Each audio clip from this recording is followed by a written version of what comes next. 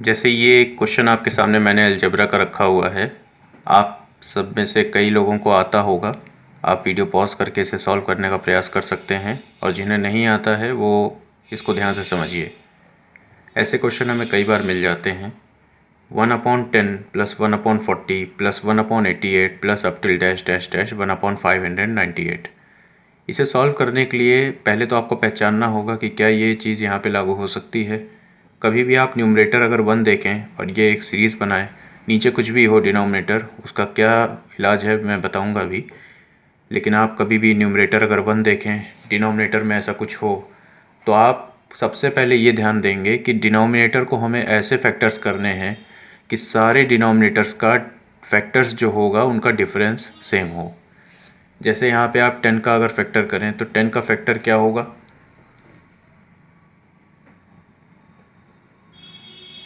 5 2।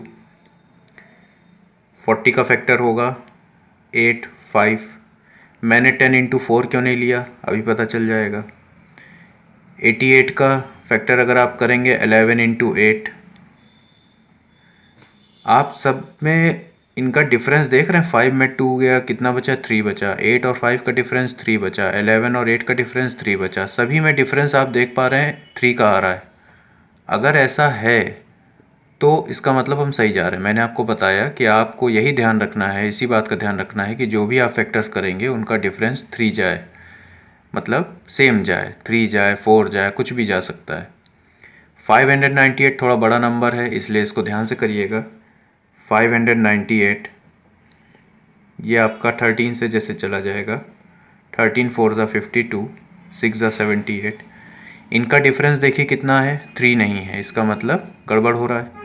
46 को further break किया आपने तो ये हो जाएगा 23 2 ज़ा। अब 23 2 ज़ा है तो ये 13 और 2 बना लेगा 26, और ये हो गया 23। देखिए डिफरेंस कितना आ गया, डिफरेंस 3 आ गया। इसका मतलब हमारा जो लेना होगा हमें वो 26 और 23 लेना होगा। हमें सभी के यहाँ पे मिल गए। दूसरी बात क्या करते हैं, स्टेप नंबर 2 ये है इसका कि जितना भी डिफरेंस आएगा उस डिफरेंस का यहाँ पे मल्टीप्लाई और डिवाइड दोनों कराएंगे। उससे फ़ायदा क्या होगा अभी आपको पता चल जाएगा।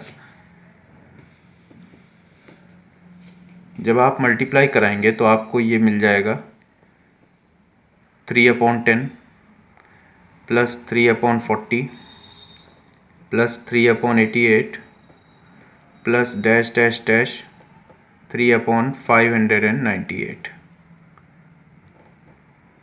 और बाहर मैंने कहा था डिवाइड भी कराना है। फ़ायदा ये होगा, इससे आप फ़ायदा समझ लीजिए। जैसे ये 3/10 है तो 3/10 जो होगा वो 1/10, जो 10 के फैक्टर्स हमने निकाले थे 5 और 2, इनके टर्म्स में ब्रेक होगा। जैसे 3/10 को हम लिख सकते हैं 1/2 माइनस 1/5। 3/40 को हम लिख सकते हैं 1/5 माइनस 1/8। देखिए इसका फैक्टर क्या है, 40 का 8 और 5 है, तो ये हो जाएगा 1/5 माइनस 1/8। 3/88 को हम लिख सकते हैं 1/8 माइनस 1/11। इसी प्रकार से आप फैक्टर इसके कर पाएंगे। तो अब आप क्या पाएंगे इसमें, 1/2 माइनस 1/5। इसको आप सॉल्व करिए मन में, तो ये हो गया 3/10 प्लस 1/5 माइनस 1/8 प्लस 1/8 माइनस 1/11। इस तरह से देखिए ये ब्रेक होता चला जाएगा। और dash dash dash dash dash, यहाँ पे आपका क्या बचेगा, यहाँ पे आपका बचेगा प्लस 1/23 माइनस 1/26। ये आपका ओवरऑल आ गया। अब इसमें क्या आप देख पा रहे हैं कि ये 1/5 कैंसिल हो गया, 1/8 1/8 कैंसिल हो गया, 1/11 माइनस का है तो प्लस 1/11 कहीं मिलेगा, वो भी कैंसिल हो जाएगा। सारी टर्म 1/23 तक कैंसिल हो जाएगी। आपके पास जो बचेगा वो क्या बचेगा, 1/3 और with in a bracket 1/2 minus 1/26। अब आप जब इसको सॉल्व करेंगे तो ये हो जाएगा 13 में 1 गया 12, 12/26, यानी 1/3 इंटू 12/26। ये आपका हो जाएगा 2/13, 2/13। 13। ये आपका फाइनल आंसर हो गया। तो ये हमारा जो पूरा क्वेश्चन था। अब इसमें क्या लॉजिक लगाना है आपको, ज़रा इतना समझ लीजिए। आप इस क्वेश्चन को डायरेक्ट एग्ज़ाम में करेंगे। मैं आपको एक अभी फॉर्मूला बताऊंगा। फॉर्मूला क्या है, दरअसल उसकी प्रूवमेंट यही है जो मैंने आपको ये सब पूरा बताया है। उसका फॉर्मूला कुछ नहीं होता है, फॉर्मूला दरअसल एक प्रूवमेंट से ही आती है। अब आप समझ लीजिए मैंने क्या किया है। लास्ट में आप बिल्कुल लास्ट स्टेप में चले जाइए। ये जो चीज़ दिख रही है आपको, इतनी चीज़ आपको याद रखनी है। अब ये क्या लिखी है ज़रा ध्यान से देखिए। ये लिखा है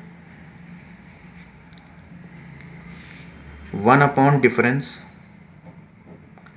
into 1 first term minus 1 last term.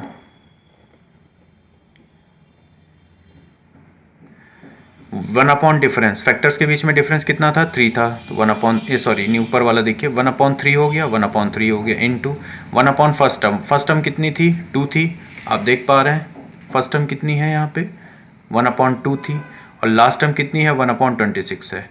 फॉर्मूले में हमने देखिए यही रखा है 1 लास्ट टर्म, तो ये हो जाएगा 1/26। आप इसमें डायरेक्ट वैल्यू रखिए, इतना सब कुछ करने की ज़रूरत नहीं है।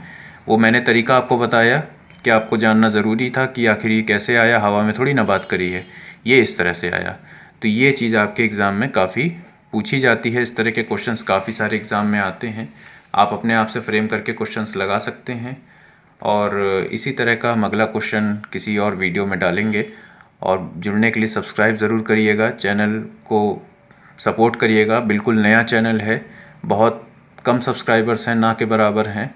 आपका सपोर्ट रहा तो हज़ारों में जाएंगे, फिर लाखों में जाएंगे। तो सपोर्ट करना बिल्कुल ना भूलिए, चैनल को सब्सक्राइब करिएगा, दोस्तों के साथ शेयर करना बिल्कुल ना भूलिए। मिलते हैं अगले वीडियो में। जय हिंद।